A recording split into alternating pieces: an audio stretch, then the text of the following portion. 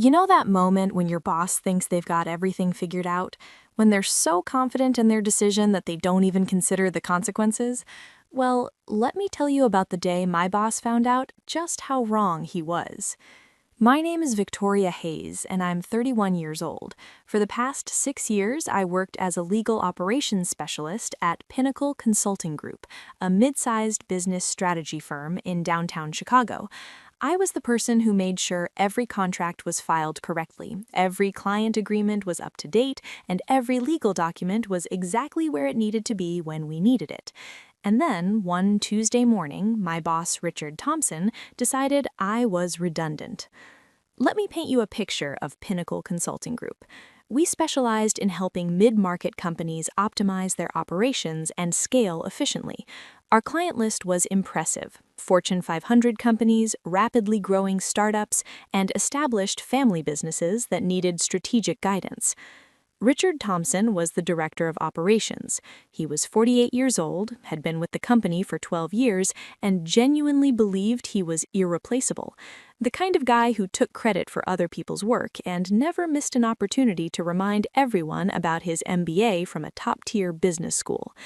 I reported directly to him, which meant I got a front-row seat to his management style. And by management style, I mean his talent for delegating everything important to me while somehow convincing upper management that he was the mastermind behind our department's success. My role was critical, even if Richard didn't think so.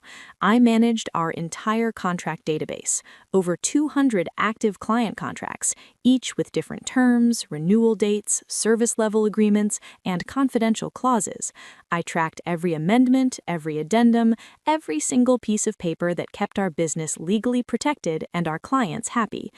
But here's the thing about being really good at your job: you make it look easy, and when you make something look easy, people start to think anyone could do it.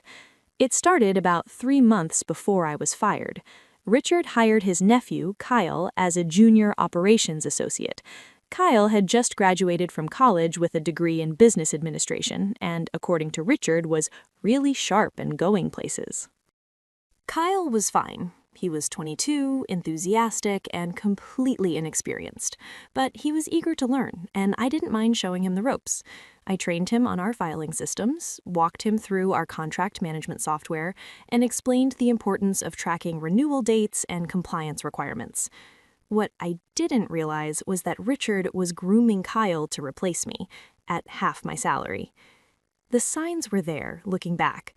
Richard started asking me to document all my processes, for efficiency purposes, he said, so we can streamline operations.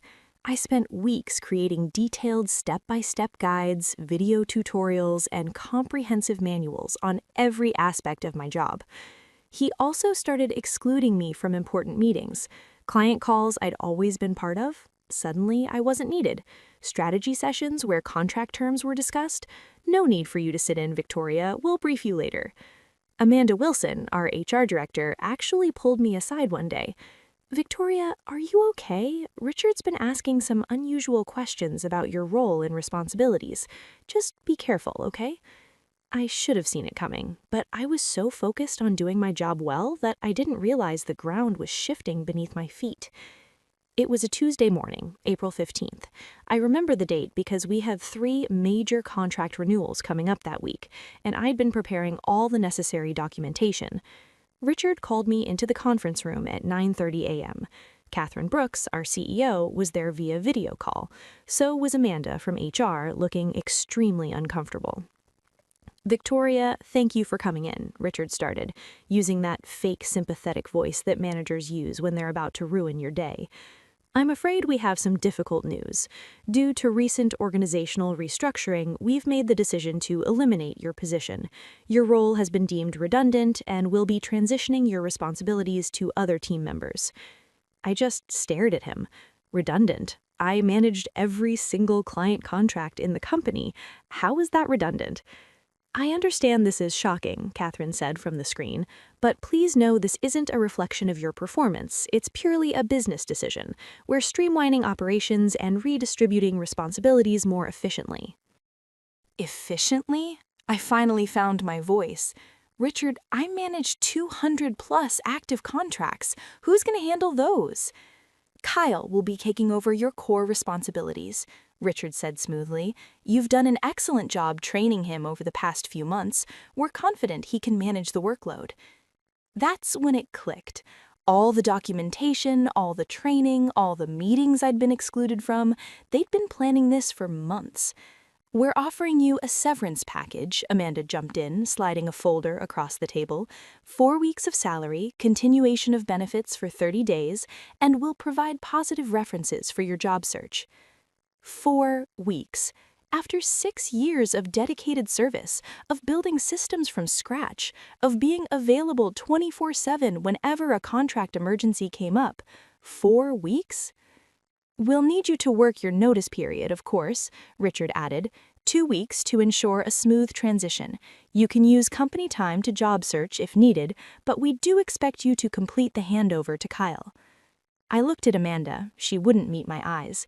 I looked at Catherine on the screen. She had that practiced corporate sympathy expression. I looked at Richard, and I swear I saw the tiniest smirk on his face. Fine, I said quietly. I'll start the transition process today. Here's what Richard Thompson didn't understand about my job. It wasn't just about filing contracts in a database. It was about relationships, institutional knowledge, and the kind of detailed understanding that comes from 6 years of living and breathing every single agreement our company had ever signed. Yes, I had documented my processes. Yes, I had trained Kyle, but there were things you couldn't put in a manual.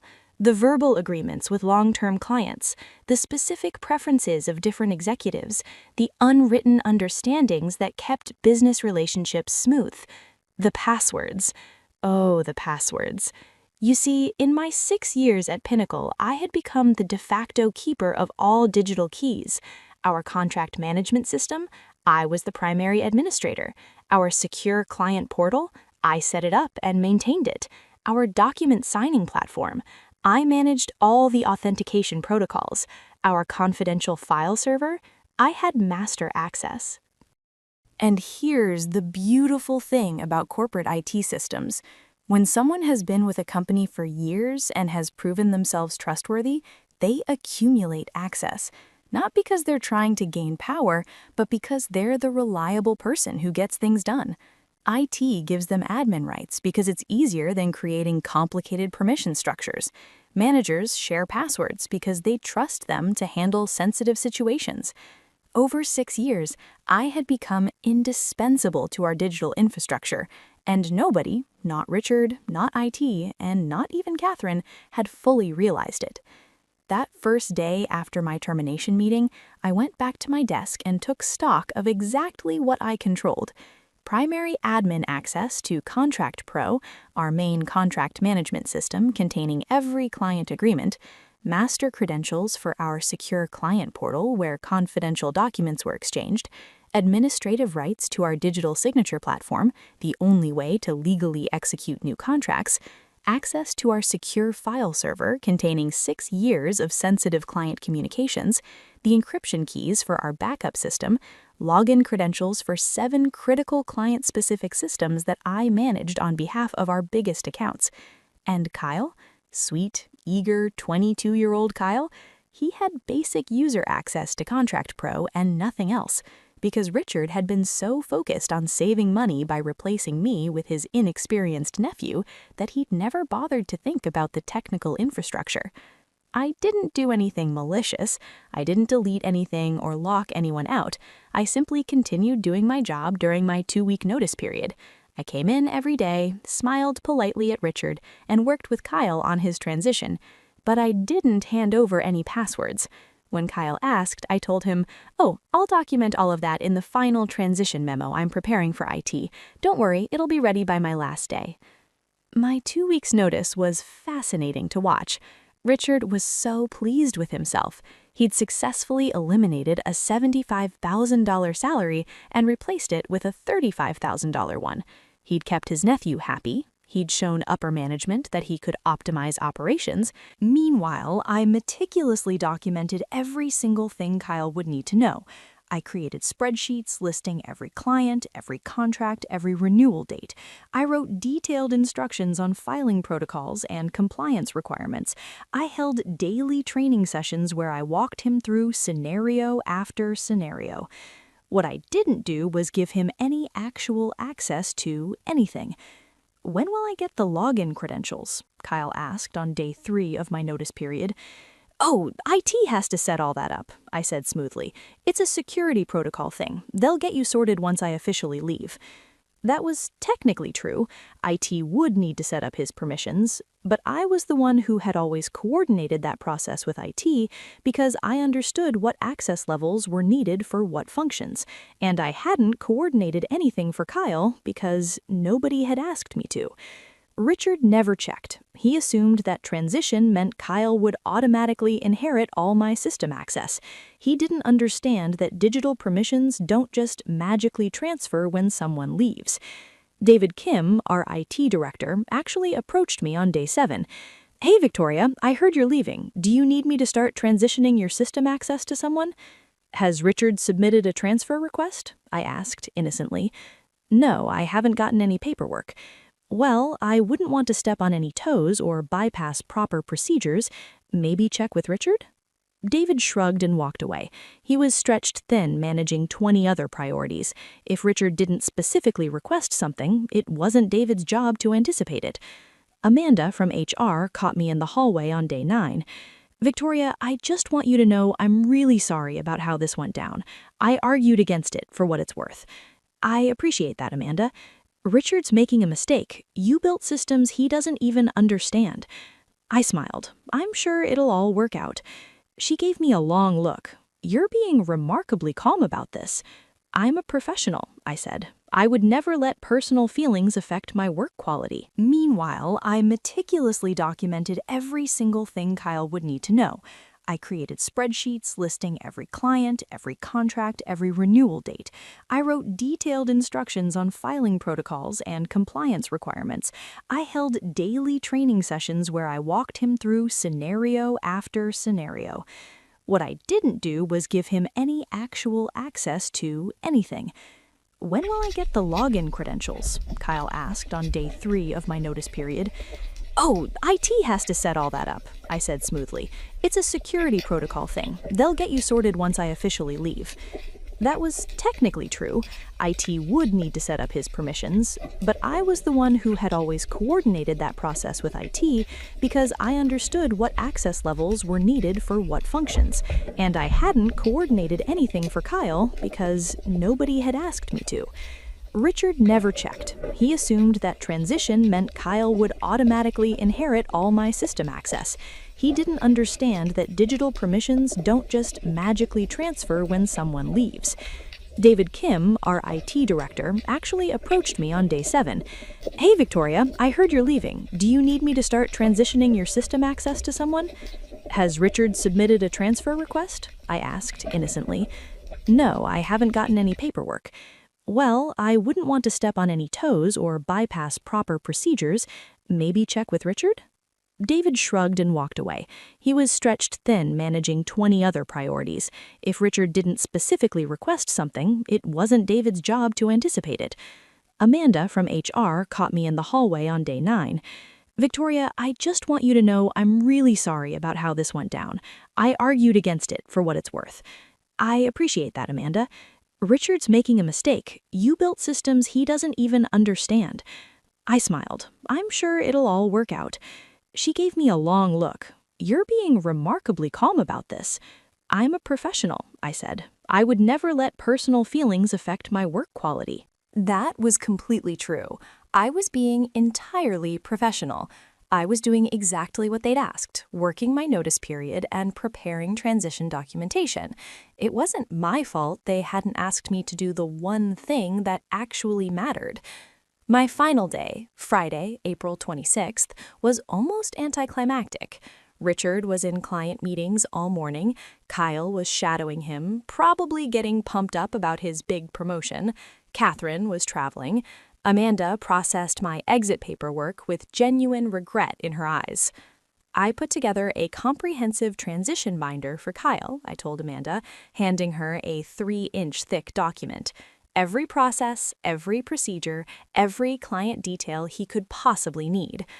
This is incredibly thorough, Amanda said, flipping through it. Thank you for being so professional about this, Victoria. A lot of people wouldn't handle it so gracefully. I believe in doing things the right way, I said, and I meant it.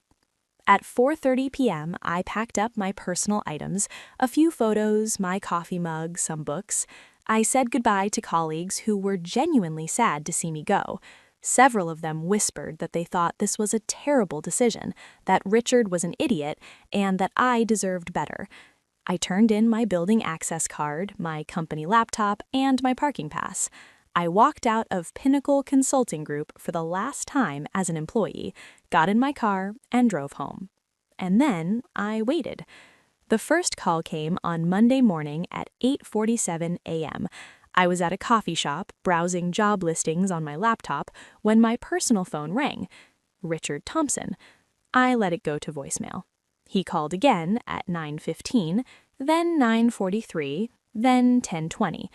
Finally, at 10:52, I answered. Hello? Victoria, thank God. We have a situation here. Richard sounded stressed, which was unusual for him. Kyle can't access the Contract Pro system. He's getting an error message. Can you walk him through how to log in? Did he try using the credentials IT provided? IT says they can't give him access because they need administrative approval to create new admin accounts, but you were the... Richard, I don't work there anymore. I don't have remote access to your systems. But you could tell us what the admin password is, right? Just so we can get him set up? The admin credentials are company property. I provided all relevant information to IT during my exit process. Have you submitted a formal access request to David Kim? We're trying to reach David, but he's dealing with some server issue. This is urgent, Victoria. We have a client contract that needs to be executed today. Can you please just help us out? I'm sorry, Richard. I'm no longer employed by Pinnacle. I can't access company systems. You'll need to work with your IT department. There was a long pause. Are you seriously going to be difficult about this? I'm not being difficult. I'm following proper security protocols. All my login credentials should have been transferred before I left. If they weren't, that's an internal process issue you'll need to resolve with IT and HR. I hung up. The next call came from Amanda at 11:30. Victoria, I'm so sorry to bother you. Richard is in a panic. Can you please clarify what credentials Kyle needs to access the contract system? Amanda, I documented everything in my transition materials. The issue isn't information, it's that nobody set up proper system access before I left. IT needs to create new administrative accounts, which requires following your company's security protocols. How long does that usually take? When I did it, about 15 minutes, but I had admin privileges. Creating a new admin from scratch requires approval from IT security, verification procedures, two-factor authentication setup, probably 2 to 3 business days if everyone moves quickly. 3 days? Amanda's voice went up. We have contracts that need to be processed. I'm sure you'll figure it out. I really have to go. I have a job interview this afternoon. I didn't, but I wanted to get off the phone.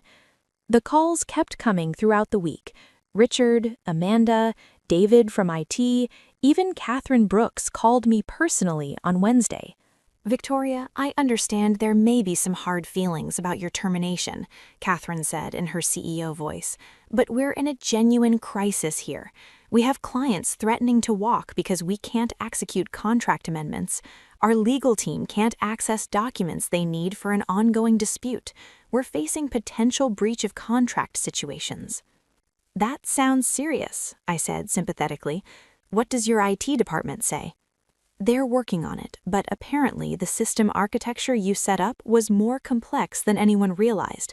They're saying it could take 2 weeks to fully restore administrative access and recreate the permission structures. 2 weeks sounds about right. These systems were built over 6 years. They have multiple layers of security and authentication. Is there any way you could just help? I'm authorized to offer you a consulting fee. Now we were getting somewhere. What kind of consulting fee? $500 for a few hours of your time to get us back up and running. I almost laughed. $500? Catherine, I'm the only person who fully understands the system architecture that runs your entire contract operation, the system that manages agreements worth millions of dollars in annual revenue, and you want to pay me $500? What are you suggesting? I'm not suggesting anything. I'm simply pointing out that specialized technical consulting comes at specialized rates. If you'd like to make me a serious offer, I'm happy to consider it, but I'm also fielding multiple job opportunities right now, so my availability is limited. I'll have to discuss this with Richard and the board. You do that. Have a good day, Catherine. Thursday afternoon, I got an email from Catherine. Subject line, consulting proposal. They were offering me a 1-week consulting contract at $200 per hour, 40 hours total, to assist with system transition and knowledge transfer. That's $8,000 for the week, more than my entire severance package. I countered, 2-week contract, $350 per hour, 80 hours total. That's $28,000. Plus, I wanted a formal letter of apology for the wrongful redundancy determination and a commitment to provide outstanding references. Oh, and Richard Thompson couldn't be my point of contact. I'd work directly with Catherine and David from IT. Friday morning, Catherine called. Your terms are acceptable. We need you to start Monday. We have a major client contract renewal that's been stuck in limbo, and they're threatening to move to a competitor. I'll need the signed contract and the apology letter before I start. Done. I'll have Amanda email everything within the hour. One more thing, I said. Kyle keeps his job. This wasn't his fault, and he's a decent kid, but he needs proper training from people who actually understand what they're doing, not rushed garbage from his uncle who was more focused on saving money than ensuring continuity. Agreed. To be honest, we're reconsidering Richard's position as well. This has revealed some serious gaps in his operational oversight. That was the best news I'd heard all week. I returned to Pinnacle Consulting Group the following Monday, not as an employee, but as a highly paid consultant. The dynamic was immediately different. Richard tried to approach me in the lobby. Victoria, I'm glad we could work this out.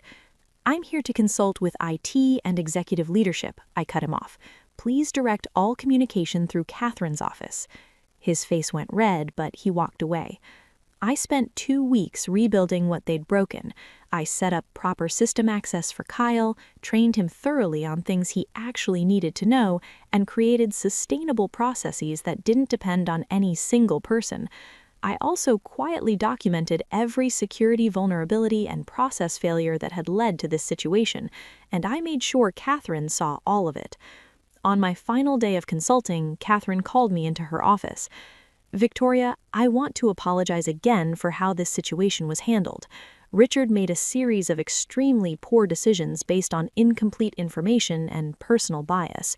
He's been placed on a performance improvement plan. I appreciate you telling me. I also want to offer you your old position back, your full salary plus a 20% raise plus a title change to Senior Legal Operations Manager. You'd report directly to me instead of Richard, and we'd restructure the department to ensure proper succession planning and knowledge transfer. I'd already accepted a position at a competitor with a 35% raise over my old salary, but it felt good to be wanted. I appreciate the offer, Catherine, but I've already committed to another opportunity. However, I'd be happy to consult on setting up your new operational structure, at my consulting rate, of course. She actually smiled. Of course. Send me a proposal. 6 months later, I'm thriving in my new role at a competitor firm. They value my expertise, pay me what I'm worth, and actually listen when I tell them about operational risks. I heard through the grapevine that Richard Thompson was fired 3 months after my departure. Apparently, the board lost confidence in his judgment after the contract crisis, and several other questionable decisions came to light during the review. Kyle is still there, doing fine from what I hear. He reached out to thank me for insisting they keep him and for the proper training I provided during my consulting stint. He's learned a valuable lesson about the difference between being hired for your connections and earning your place through competence. As for Pinnacle Consulting Group, they now have a 3-person legal operations team, formal succession planning, documented system access procedures, and regular security audits. It only took a near disaster and $28,000 in emergency consulting fees for them to realize that maybe, just maybe, the quiet woman who'd been keeping everything running for 6 years was worth keeping around. The lesson here isn't about revenge. It's about value. For 6 years, I made myself indispensable by being excellent at my job, but I made the mistake of making it look easy. When you're really good at something, people forget how hard it actually is. They assume anyone could do it. They take you for granted. Richard Thompson thought he could replace 6 years of institutional knowledge and technical expertise with an entry-level nephew and a few weeks of training. He learned the expensive way that some roles can't be easily replicated, no matter how good your documentation is. My advice? If you're in a specialized role, make sure people understand your value. Document your work, yes, but also make sure leadership understands the complexity of what you do. Don't hide your light under a bushel. And most importantly, never let one person become a single point of failure in critical systems, but also make sure the person who built those systems is properly valued and compensated. As for passwords and system access, always follow proper security protocols. Always work with IT to ensure appropriate transitions. But also remember, digital infrastructure is only as good as the people who understand it. And that understanding is worth far more than most companies realize, usually until it's too late. My name is Victoria Hayes. I was made redundant once. It was the best thing that ever happened to me.